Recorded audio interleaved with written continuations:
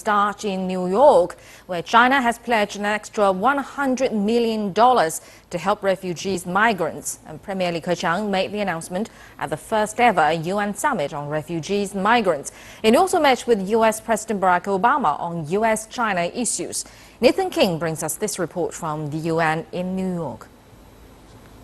Chinese Premier Li Keqiang began the official part of his trip by addressing the first ever UN summit on refugees and migrants.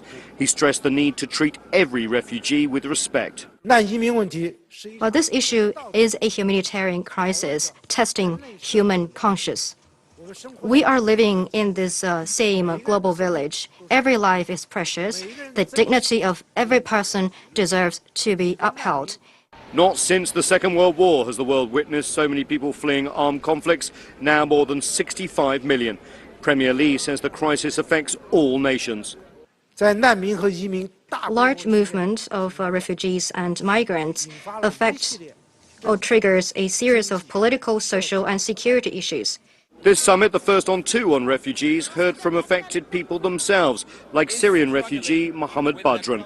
From the time I arrived in the Netherlands, I saw how even Europe is struggling with the growing number of refugees. There is intense public fear about refugees. As young refugees, we face this anger and fear every day.